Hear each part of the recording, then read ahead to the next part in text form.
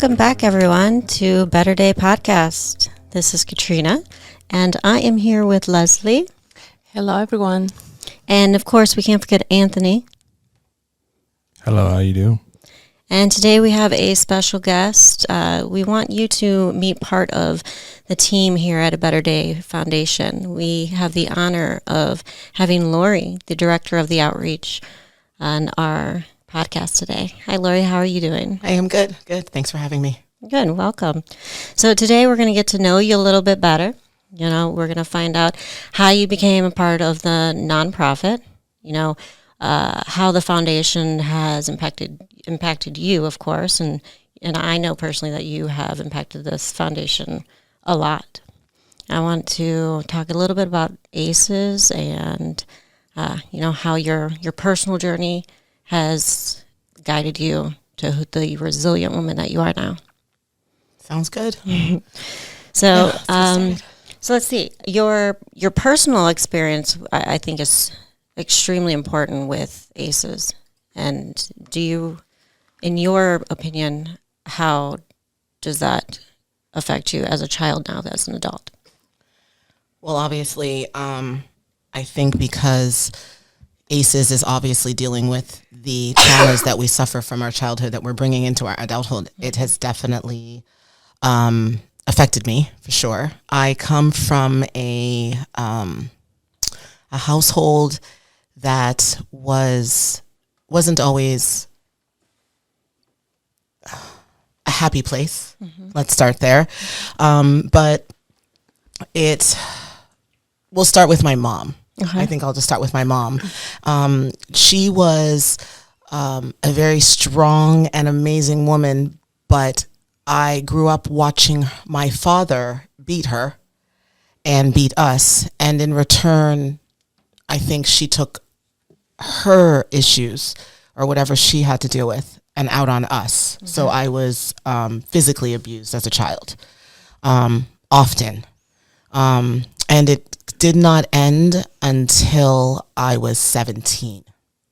And that was the turning point of when my mother's, I don't want to say rage, because I wouldn't say that she came across rageful, right. Angry. I just want to say maybe her traumas that she was taking out on me hit its end for me. I'll share the story. Okay. I was 17 and I was out with my friends from high school. You know, we were seniors in high school, and it was a night, and my friend parked his car in our driveway. And at the time, my mother and I didn't own a car. She didn't own a car, so our driveway was empty. And we all just decided to get in the car one evening, and I don't think we went to Sawgrass Mills Mall or something like that to pick up a friend. Anyway, it was the day of the beepers. You know, we all had our beepers, and it was like 3:03. Mom was beeping me. Mm-hmm. And I'm like, oh my gosh, I got to call my mom. Something happened. And then it got to the point where she ended up going to my girlfriend's house, which is her neighbor's house down the street. Mm-hmm. And we were at a payphone, and she was screaming. And they were like, Laurie, you need to come home. Your mother is screaming. Like, my friend's parents were scared. So I didn't know what happened. I just thought something happened with the family. I had to get home. So we get home, and my mother was standing outside of the house, excuse me, with a PVC pipe in her hand. And obviously the podcasters can't see, but I am Black. My mom and dad were from Trinidad.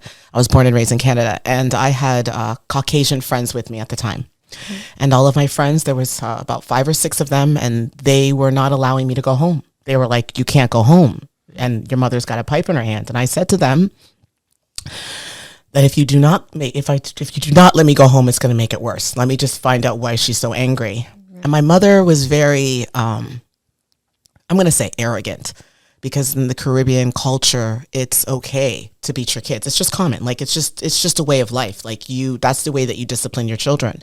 So she didn't think that anything was wrong, that she had every right to do it. And at this age, at 17, I was just like, okay, here we go. And I walked to the house, and my mother, she was on the phone with my brother in Canada at the time, and she put him on speakerphone. And she sat the phone down on the table.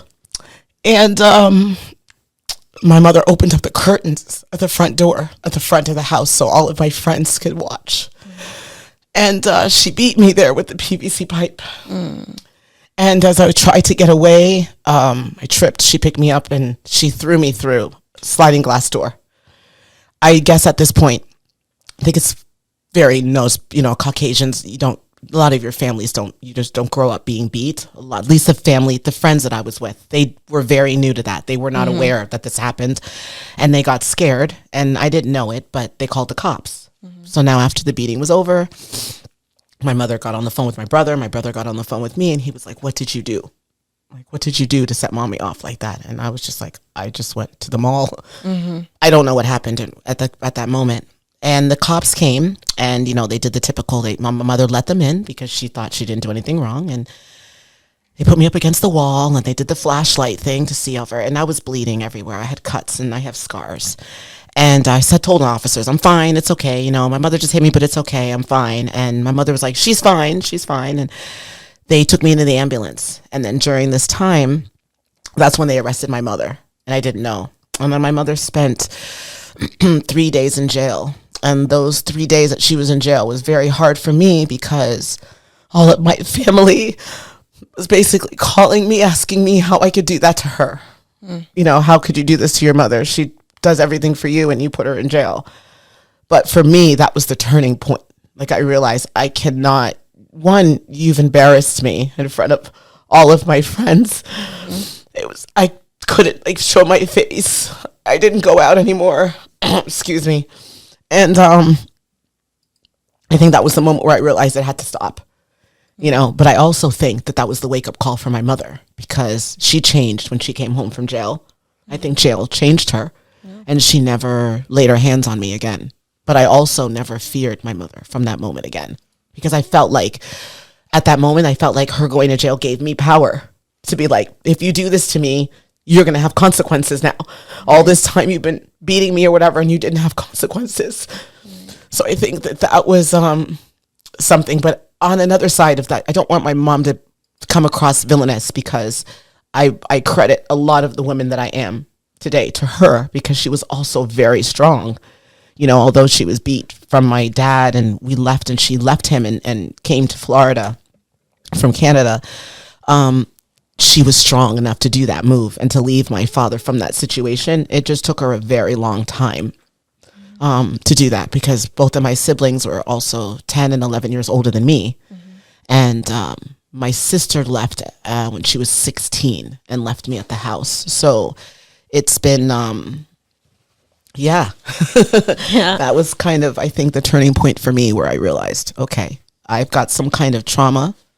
And I need to figure out how to channel it and put it somewhere where it's not going to take over me. I didn't allow that situation to darken me.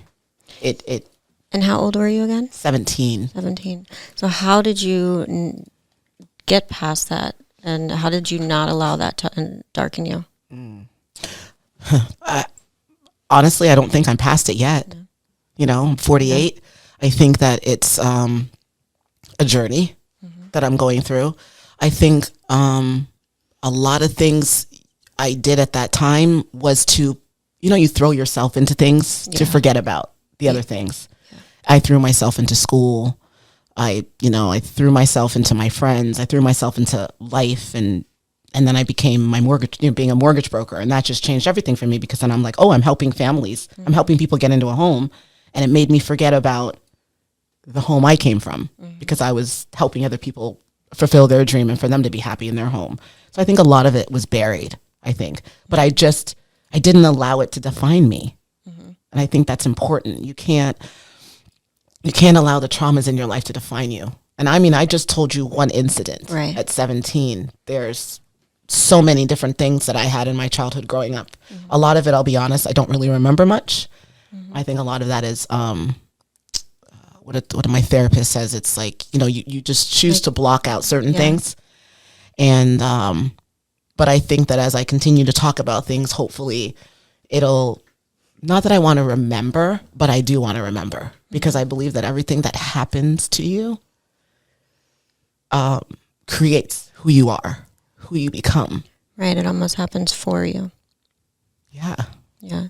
Well, thank you for sharing that. That's very powerful. And, some of our previous podcasts, one of them was about generational trauma. And I heard a lot of that there. Yeah. And you know what? I have boys and I broke the cycle. I do not lay my hand on my boys. That is just not the way that I choose to raise them. I do not believe that that's a way that I'm going to be able to get through to them. So, I feel like I broke the cycle, at least in my family. Mm-hmm. I mean, for me and how I'm going to grow. So my children will not have any of, you know what? Let's say this. At some times I'm like, I want to slap my kid, And then I think back to when I got smacked as a child and what it did to me and how I wished my mother just handled things, or my father, because he was also abusive, handled things differently with me. So now I think of that, and now I talk to my kids and I'm like, this is the consequence, and this is why you can't do it. Instead of getting violent, it's more of a conversation for me, I think, because subconsciously I don't want them to feel what I felt. Right. I already know as a child what I went through, and I want my children to have a completely different experience. So I had to break the cycle, Breaking that cycle is powerful within itself. Yeah. From what you said, is cultural, right? In different cultures, the abuse is so normalized until what happened to you, that you were surrounded by friends, that they were from a different culture. So that created or brought up to light awareness that what you were going through, even though you had been, exposed to the abuse, in your mind was like, okay, you'll be fine, you'll get beat up and then you'll recover. But then when your friends saw it, they help you realize that it's not okay. It wasn't normal. It's not normal. For me. It was normal. It's not normal. And they called in the police. I mean, they shouldn't be a reason why you even felt guilty, or even by family members make you feel guilty that your mom got in trouble for something that she did. And even so, maybe it was also an opportunity for her to realize that for her also, what she was doing and what she went through, it was not normal either. Maybe that was a wake-up call for the two of you, that your friends did that, and then that brought up to light a topic that your mom, for the first time, maybe she was aware that, what I'm doing is not good. It's not. And she, speaking about generational trauma, by generations, culture is, repeats itself. And then that was, it was good that having a very strong support system is important to not feel alone. And that is powerful, because a lot of times we post things on social media to let people that are going through depression, anxiety, abuse, that they're not alone, because they're not. And there's a lot of people out there that care about you, and you matter, and you are important. And what you're going through, as you said it before, it doesn't define you. And look, even back then you had a support system. Those friends, they were a support system for you. They definitely were. But I do agree with what you're saying, is that maybe that was also the wake-up call for my mom. Yeah, our relationship changed from there. It was different. I don't know if it was different in the best kind of way all the time, because I did end up leaving and flying back to Canada for 2 years after that incident to go to college, because I needed to distance myself. I think that was another way of me trying to figure out who I was, because she abruptly moved me here at 15 when I knew nobody. And then I went to high school here, didn't know anybody, where I grew up, where I knew everybody. In Canada, you go to school from like junior kindergarten, which is like VPK here, to 8th grade. It's one school. You're the same kids, everything. Oh. So I thought I was going to go to high school with the same friends and all of that. And she uprooted my life and brought me here. And at the time I didn't know, but there's like a whole other drama that comes with that. But I feel like I had to get away from her at 17 after the abuse to make sure that I knew who I was. And I felt like flying back to Canada because that's where I'm from. I would be better. But then realizing between your age of 13 to 18 is when you really grow and figure out who you are. And I did that here in Florida. So I was up in Canada for 2 years, university, and then came back here and realized, being in Florida is where I needed to be. And then I just had to go from there, Did you reconnect with her when you came back down? Oh yeah. My mother and I, super close. I lived with her. She was, she passed away, in 2015, but, so we were super close. She was my best friend.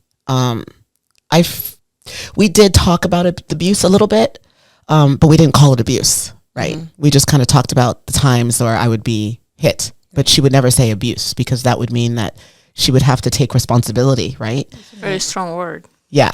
So we would talk about it, and she never apologized because I don't think she didn't believe that she was wrong. And is that something in your culture too? No apologizing?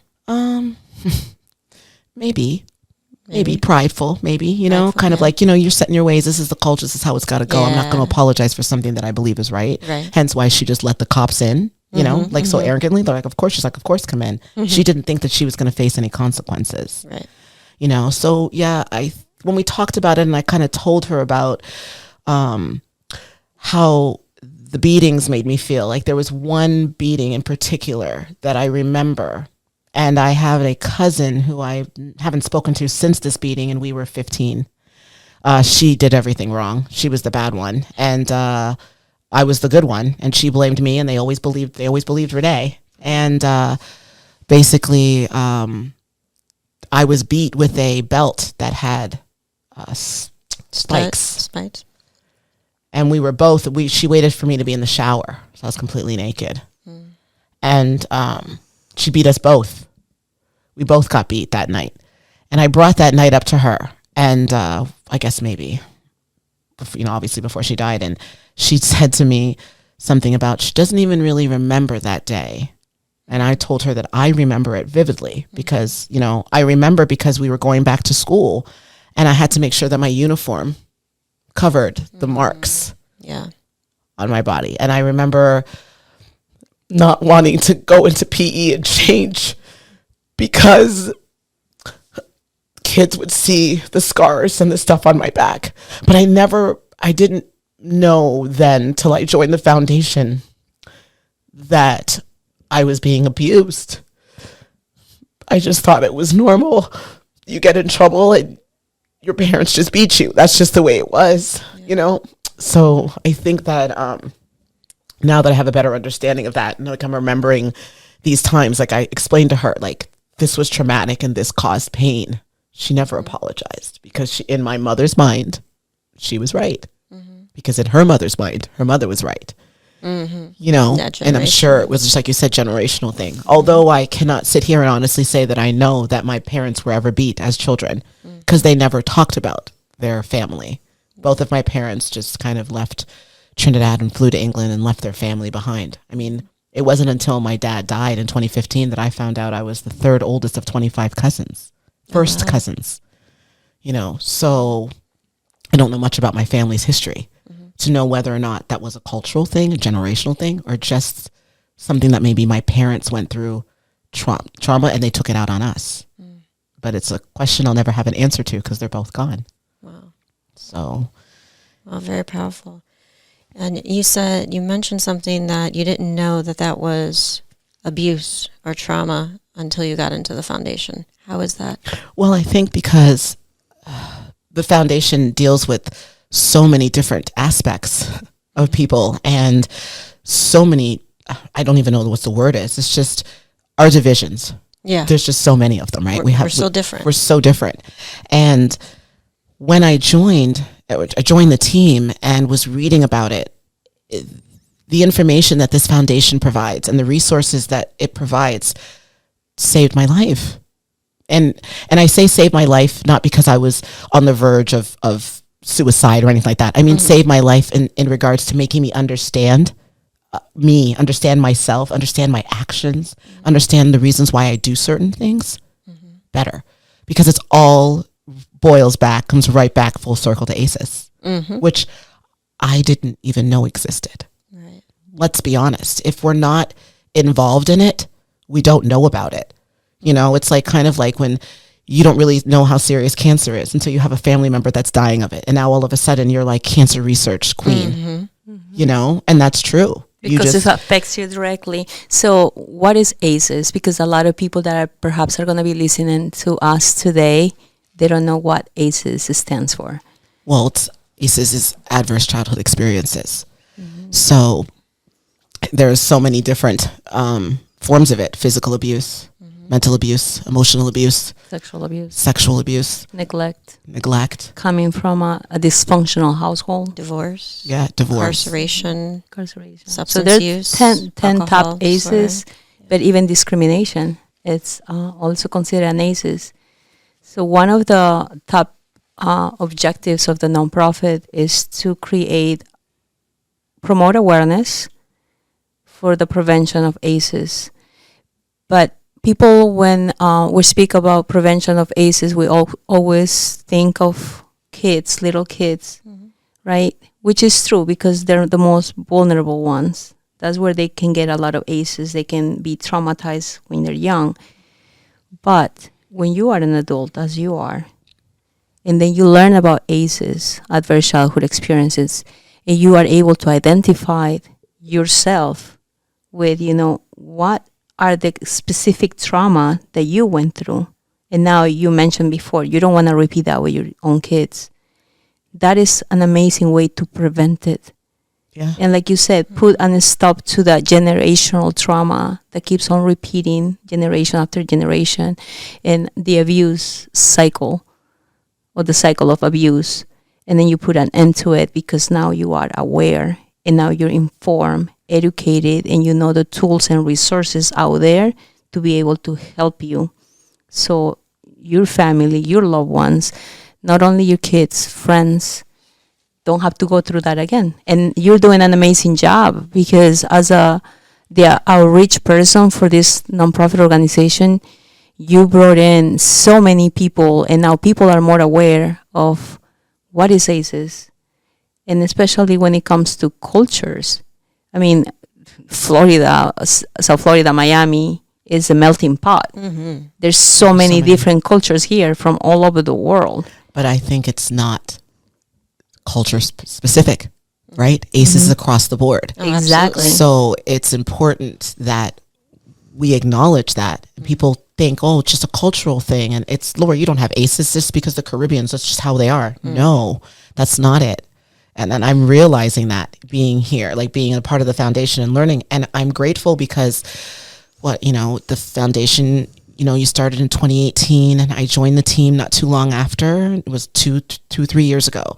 My children were already 7 and 8. They've already been in therapy, but I realize I'm better at raising them now because I'm so much more informed of my childhood traumas, where I'm realizing that this is the reason why I have ACEs and what occurred with it, how I can prevent it with my children. Like how do I say it? Like my actions, like I know before right away, ooh, I can't do that because this could affect some kind of trauma to my son. I got to come about it a different way, Because at the end of the day, it doesn't matter our culture. It doesn't matter where we come from. We are all human. It doesn't matter our color. It doesn't matter what language we speak.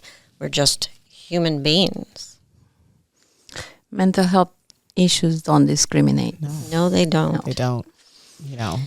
And it's important too. And just bringing it up, like my children are young; they're 10 and 11, but they've been in therapy since they were 6. Because I'm divorced, and my sons are now the product of a divorced household, which was not my intention. Nobody intends to get a divorce when they get married, and I knew the effect that the divorce had on me as a child. Actually, let me correct this. The separation of my parents, because I thought my parents were divorced all my life until they both died. 6 months apart from each other, they had been legally separated for 39 years. They never got a divorce, but either way, I still find myself a product of a divorced household, and I knew what it did to me, and I did not want my children to go through it. And because I'm involved with the foundation and with mental health, I wanted to make sure that my kids could talk to somebody about these certain things. So they're in therapy, and they're still in therapy, and they love therapy. And that's another stigma in itself that I personally know parents who refuse to put their children in therapy. Because they're afraid to admit that they think that something might be wrong with their children. But at the same time, putting someone in therapy doesn't always mean that something's per se wrong with them. It's just setting them up for success, giving them tools to deal with even what they're going through now and what they're going to be going through in the future. I think it's really, really important. I mean, I know that people are like, some people think if you go to a therapist, you're weak. Mm-hmm. Another stigma. You know, my son Matthew, I'll share a really quick story. He was 6 years old when the divorce happened. It was very shocking. It was shocking to all of us. Unexpected. I thought my marriage was intact, and fortunately my husband choose to do other things. So to them, mommy and daddy never fought, and then all of a sudden daddy was gone. And my 6-year-old was going into his classroom, and he was flipping over all of the kids' desks while they were working. Oh, wow. And I was getting called into the elementary school at least 3 times a week for my son Matthew. He just could not understand what was happening. And I couldn't really explain to him what was happening, because unfortunately my ex-husband didn't think about certain things and just jumped into another family, and my kid was just very confused. And I said, I've got to get him to therapy. And I put him in therapy, and the therapist said that he's good at expressing himself, but he's so emotional, he's got all these things inside, and that's why he was flipping the desks, because he didn't have the words to express it. And now, since I put him in therapy, my son Matthew will articulate his words, and he will tell you how he's feeling and why he's feeling it. And I'm not grateful that I had to go through the divorce, but I'm grateful I did. And I'm grateful that my son went through therapy and my kids are in therapy, because now I'm seeing the, what's the word I'm looking for? The success of the therapist, but that's not what that's not the word I'm looking for. I'm seeing the positive outcome. Yeah. The outcome, the positive outcome, the progress and the change in my kids. And the fact that they're like, we haven't seen Miss Rachel in a month. And I'm like, oh, she's pregnant. Well, why can't we talk to somebody else? So at least I know that they're willing to just talk. It's not even, they know that they need to get things out. So I'm grateful to the For a Better Day, because, you know, bringing this information to me, the forefront, is helping me be a better parent. So I think the parents really need to talk to their kids and really think about putting them in therapy, because you know what is interesting about what you said about your kids learning? Adults don't even know how to define their own emotions. So how can they, show that to kids? I think therapy doesn't, like you said, it doesn't discriminate, doesn't have an age. It's important to learn how to identify our emotions. If you don't know what you're feeling, how can you even ask for help? And then it takes one step at a time, little by little, identify that. You are an amazing parent because you were able to admit that indeed we need help. Let's get the help. There's a lot of stigma. There's a lot of people that they don't like to, just the idea to talk to somebody and tell them about the problems. They want to keep everything in a box and not normalize conversations about mental health. And this is what we're doing this right now. Is very important that we spread these experiences. We share these experiences with a lot of people that, they might identify with you, with Katrina, with myself, with Anthony. And it is okay to ask for help. It is okay to talk to somebody. You need to find your tribe. You need to find people that you feel comfortable with and safe. I'm so grateful that you came to the For a Better Day family, Laurie. You brought in so much. If people only knew you, how bubbly, positive, uplifting, caring you are. People cannot even imagine that you went through all that you went through, because you're never bitter. Right. You're never negative. You're always so positive, and you're always there for other people. It's just amazing. And it's a blessing to have you with us. Thank you. It's a blessing to be a part of it. But I think that it's important that, I'm glad that you said that people don't know I'm glad that people don't know that I've been through that stuff, because I want to portray positivity and always be sure, but you have to be resilient, and you have to know that no matter how bad your traumas are, there's a light at the end of the tunnel. No matter how dark, we've all been there, but no matter how dark it gets, there's light.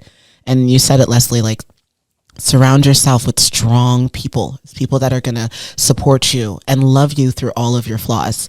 And I think I've been lucky that I have a really great group of people and supporters in my life. That's probably, I can credit to my level of positivity and my happiness and stuff, because I have people like you in my life that tell me how great I am. Because sometimes you don't know. Sometimes we forget. Sometimes we forget. We need recognition. And we need prompts. Like the same thing, sometimes we do so many things, and if we don't get that recognition, even the acknowledgement, I wouldn't have to say recognition in general, but the acknowledgement that, you're doing something right. And there are areas that we all need improvement. We're not perfect. Apart from perfect, I'm getting there. But, we're not perfect. A lot of us have our flaws that we're still working on it. But, the most important, the beauty of it is that we're evolving. We're not staying stagnant. Right, yeah. We are evolving, and we're not evolving alone. I mean, you see in the beauty, like I mentioned to you today, I spoke with my mom today, that I haven't seen in like a few days, and she's like, "You have changed so much," and I'm like, "I know, I know, exactly, yeah." And the growth, growth, but everything is for the better, and what better than like you have an amazing talent, and you don't hold it. What does it matter if you have a beautiful box and you don't share it? It doesn't do any good. Right? But you share your gift, and you're sharing it with the world, and you're sharing it with so many people selflessly. It's just a beautiful thing. You're doing it right now too. Yeah, and you're opening up to so many people that are listening. They better be downloading this. But it's just important to know that okay, let's go to social media for a little bit, really quick. It's like, I'm a poster. You guys know, if anybody knows me, knows I'm on Facebook. Like, I'm doing it, and I post things, and then I get random messages from people that I haven't spoken to in years that'll send me something saying, "Laurie, your affirmations for this day got me through my day. Thank you." Like, you never know who's watching you, who's following you. And so it's important for you to post your good days, your bad days, because I know, and I post my bad days too. When I'm having a bad day, people know. But when I'm happy, everyone knows. Like, I want you to be happy too. I want you to feel my joy, not because I'm bragging about it. But I think it's important to share your successes, but then to also share your failures. Because I think you have to fail in order to be successful. Because I think if you're always successful, if things always go your way, then you have nothing to look forward to. There's no drive. Why are you working for it? And I feel like if you fail it a little bit, it kind of gives you a little bit of a boost, right? To be like, okay, I want to get further. I want to go. So I think it's important that everyone knows you can succeed and do whatever you got to do. Just be resilient. And appreciation for the journey. Yes. You don't know what lives you're touching. No. You really don't. I don't. But I hope that whoever I help, like it helps. I don't know what to say, but you know what I mean? Like, I hope that if I am touching their lives in some way, that it's for the positive, it's for the better. Right. Right. It's just, yeah. Well, I've gotten to know you a little bit with, being a part of a better day. What is your favorite part about being on a part of a better day? There's a lot. Yeah. We don't have a lot of time left. But I'll say, I can wrap it up. First of all, the education. The knowledge. My mother used to always say knowledge is power. No. You said you had no idea what ACEs was. I had no idea. Right? No idea. I mean, I went to therapy before I joined, but I just thought that I was just going to therapy just to talk about things that have been going on in my life, not really thinking that I had mental health issues. We all have mental health issues. We just don't realize it until it's brought to the forefront. Right. Something's always bothering us. We have insecurities, whatever the case may be. So yeah, I would say the education and the resources and the stuff that you guys provide is huge. And then just I'm going to try to pronounce this word, camaraderie of our team, how we come together. And I love how we all have knowledge in different things. So I'm a sponge when I'm around you. I'm like, you don't notice I'm always listening. I feel like I'm going to learn something new every single day. Anthony, unfortunately, you speak Chinese with all your tech stuff. I just don't get it. But I admire you because this is not easy. Because if it was, I'd do it, right? But I just think that the camaraderie, that our team, and just our knowledge, the knowledge that the foundation has to provide for people is insurmountable, in my opinion.